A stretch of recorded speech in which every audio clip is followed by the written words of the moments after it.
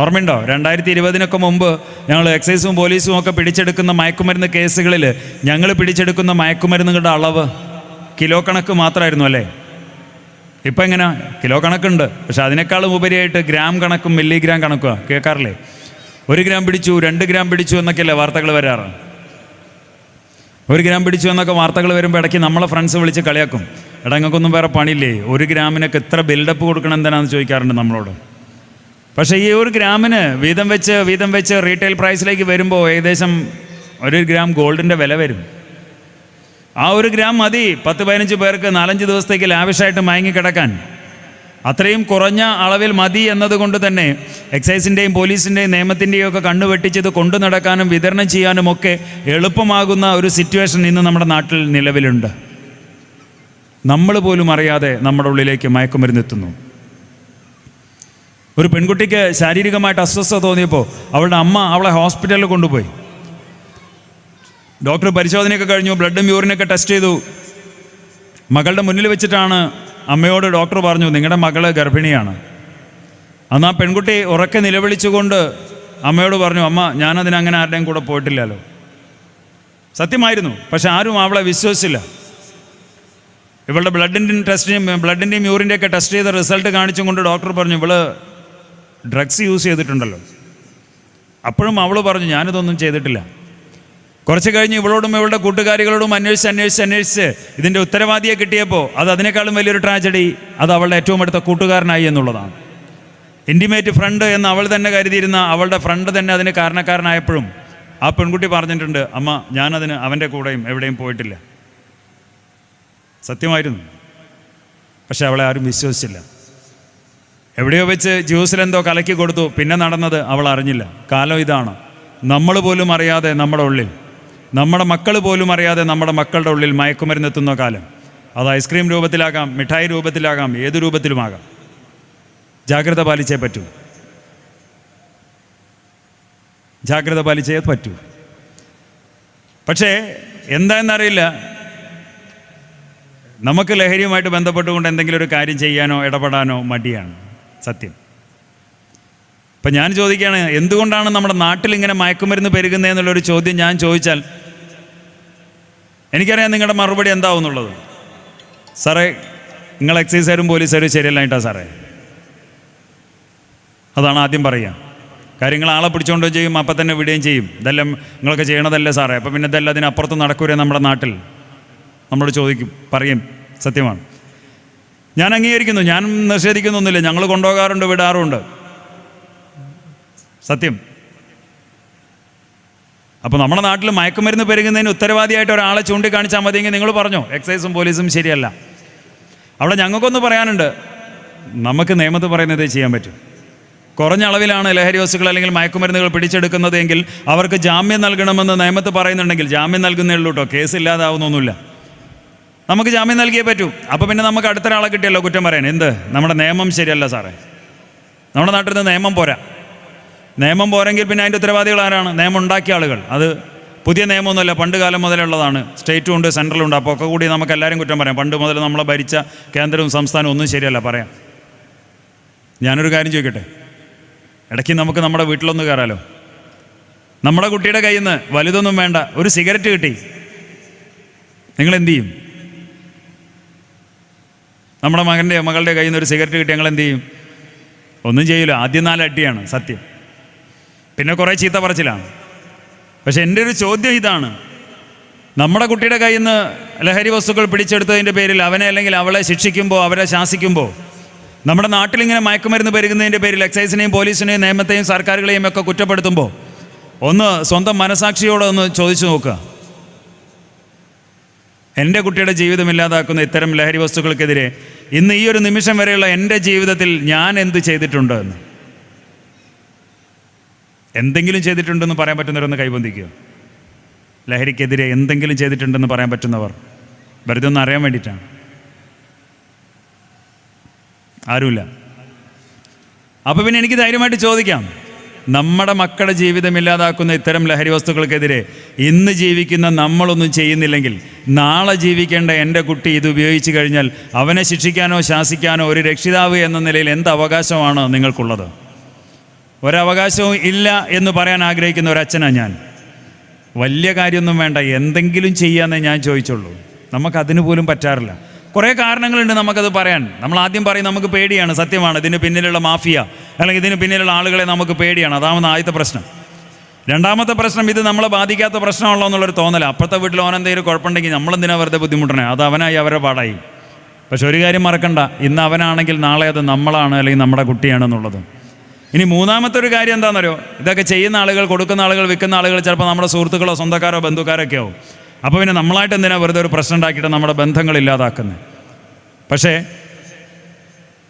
എനിക്ക് പേടിയാണ്, ഇതൊന്നും എന്നെ ബാധിക്കാത്ത പ്രശ്നമാണ്, എൻ്റെ സ്വന്തമാണ്, ബന്ധമാണ്, സുഹൃത്താണ് എന്നൊക്കെ പറഞ്ഞ് ഇത്തരം ലഹരി വസ്തുക്കൾക്കെതിരെ ഒന്നും ചെയ്യാതെ നോക്കി നിൽക്കുമ്പോൾ അവിടെ ഒരു ചോദ്യം കൂടി പ്രസക്തി ഏറുന്നു.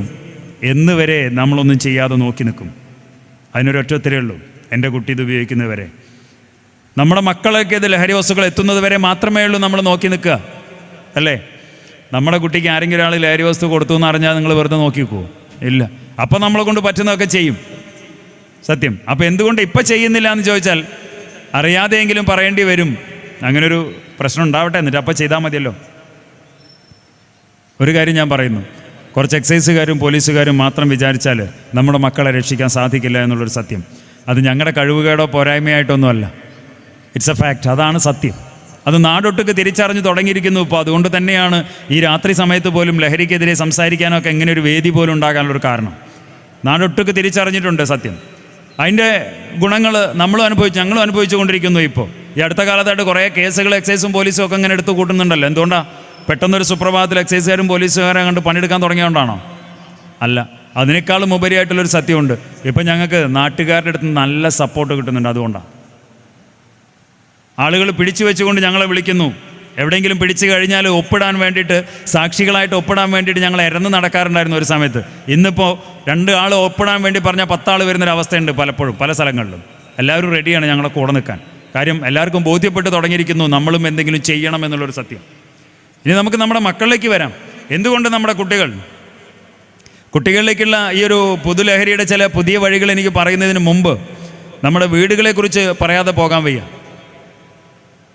ഏറെ സങ്കടത്തോടെ തന്നെ പറയട്ടെ, നമ്മുടെ നാട്ടിൽ ഇന്ന് എത്രത്തോളം കുട്ടികൾ ലഹരി വസ്തുക്കൾക്ക് അടിമപ്പെടുന്നുണ്ടോ അവരിലൊരു 70% കുട്ടികളും ലഹരി വസ്തുക്കളുടെ ലോകത്തേക്ക് എത്തപ്പെടാനുള്ള പ്രധാനപ്പെട്ട ഉത്തരവാദികൾ ഞാൻ അടങ്ങുന്ന ഈ ഇരിക്കുന്ന രക്ഷിതാക്കളാണ്.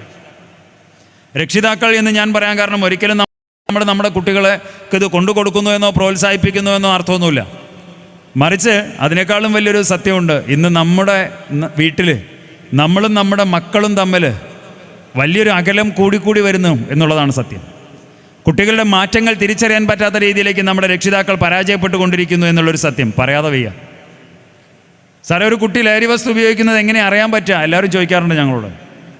അതിനൊരൊറ്റത്തരേ ഉള്ളൂ, അവൻ്റെ അല്ലെങ്കിൽ അവളുടെ മാറ്റങ്ങൾ അറിയുക, അവരുടെ പെരുമാറ്റത്തിലും സ്വഭാവത്തിലുമുള്ള മാറ്റങ്ങൾ അറിയുക. പക്ഷേ ഏറെ സങ്കടത്തോടെ പറയട്ടെ, ഇന്ന് ആ മാറ്റങ്ങൾ അറിയുന്നതിൽ രക്ഷിതാക്കൾ പരാജയപ്പെടുന്നു എന്നുള്ളൊരു സത്യം.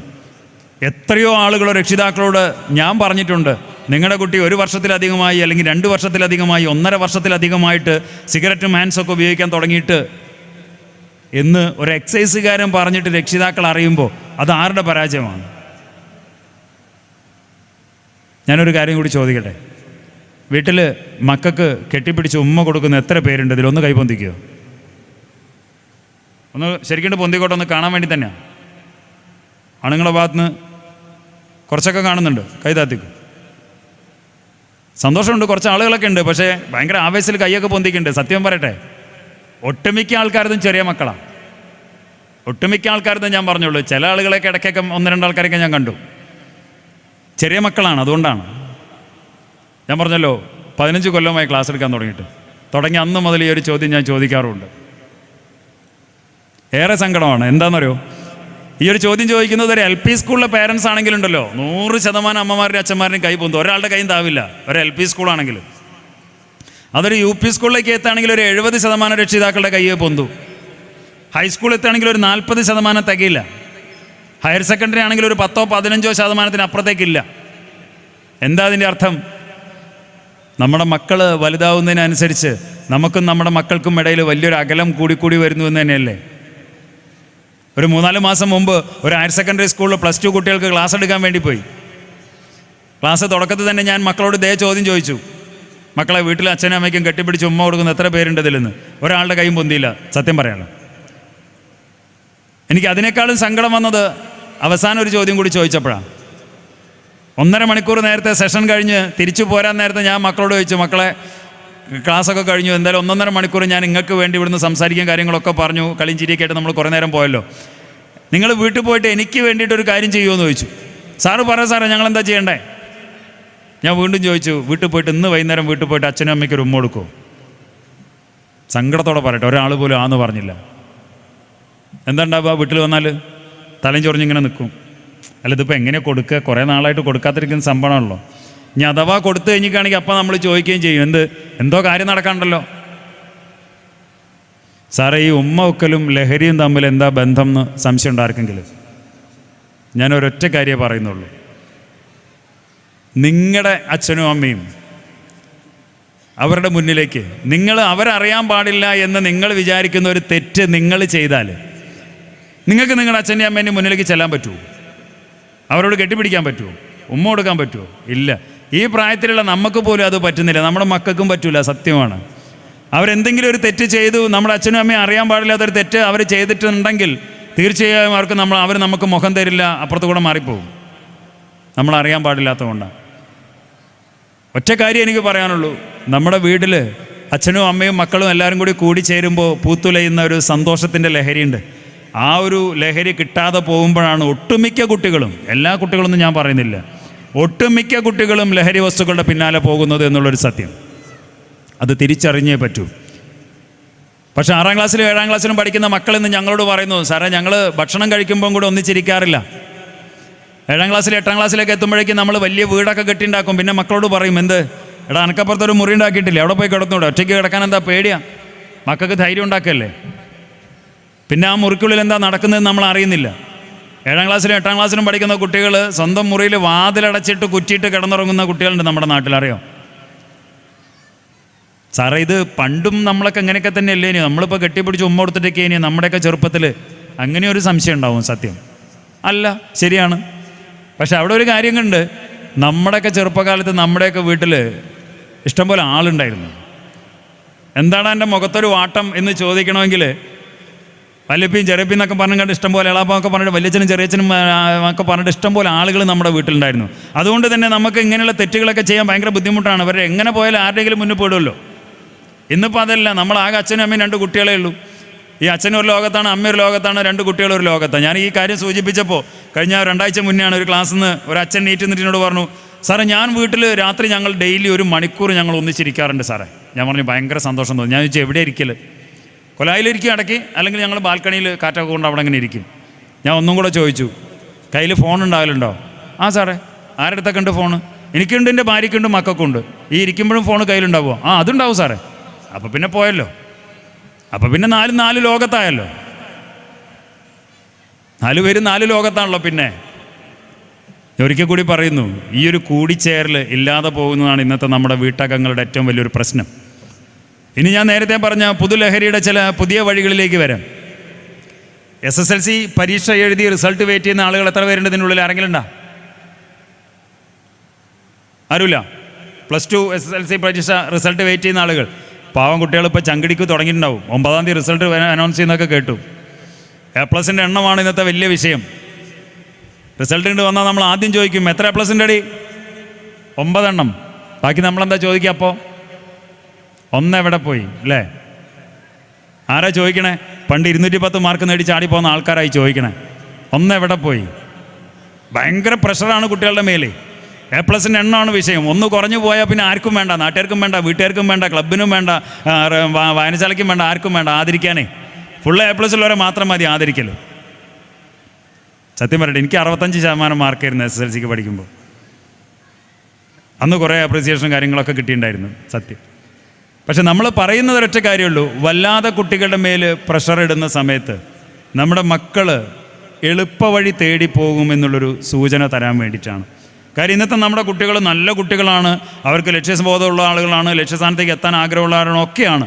പക്ഷേ ചില എളുപ്പവഴികൾ തേടി പോകുന്നു നമ്മുടെ മക്കൾ എന്നുള്ളത് കാര്യം പറഞ്ഞു വരാനുള്ള ഒരൊറ്റ കാരണം ഇതാണ്. പരീക്ഷയ്ക്ക് മാർക്ക് കൂടുതൽ കിട്ടാൻ വേണ്ടിയിട്ട് നമ്മുടെ മക്കൾ മയക്കുമരുന്ന് ഉപയോഗിക്കുന്നൊരു കാലമാണിത്. ഞാൻ കണ്ടതാണ് മക്കളെ അങ്ങനെ ഉപയോഗിച്ചിട്ടുള്ള ആളുകളെ. മയക്കുമരുന്ന് ഉപയോഗിക്കുന്നു എന്തിന്? പരീക്ഷയ്ക്ക് മാർക്ക് കൂടുതൽ കിട്ടാൻ. എങ്ങനെ? നമ്മുടെ മക്കളിലേക്ക് മയക്കുമരുന്ന് എത്തുന്നത് മയക്കുമരുന്ന് എന്ന് പറഞ്ഞിട്ടല്ലല്ലോ, മരുന്ന് എന്ന് പറഞ്ഞിട്ടാണ്. എന്തിനുള്ള മരുന്ന്? എടാ ഉറക്കൊഴിഞ്ഞ് പഠിക്കണമെങ്കിൽ ഈ മരുന്ന് കുടിച്ചാൽ മതി എന്ന് പറഞ്ഞിട്ട് നമ്മുടെ മക്കൾക്ക് മരുന്ന് കൊടുക്കാൻ, മയക്കുമരുന്ന് കൊടുക്കാൻ ആളുണ്ട്.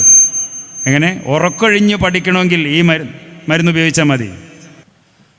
ഉറക്കൊഴിഞ്ഞ് പഠിക്കണമെങ്കിൽ ഈ മരുന്ന് കുടിച്ചാൽ മതി എന്ന് പറഞ്ഞ് നമ്മുടെ മക്കൾക്ക് മയക്കുമരുന്ന് കൊടുക്കാൻ ആളുണ്ട്.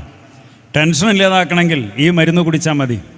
പഠിക്കുന്നത് മുഴുവൻ ഓർമ്മയിൽ നിൽക്കാൻ, ബുദ്ധിശക്തി കൂട്ടാൻ ഈ മരുന്ന് കുടിച്ചാൽ മതി എന്നൊക്കെ പറഞ്ഞിട്ടാണ് നമ്മുടെ മക്കളിലേക്ക് ഇന്ന് മരുന്നെത്തുന്നത്, മയക്കുമരുന്ന് എത്തുന്നത്.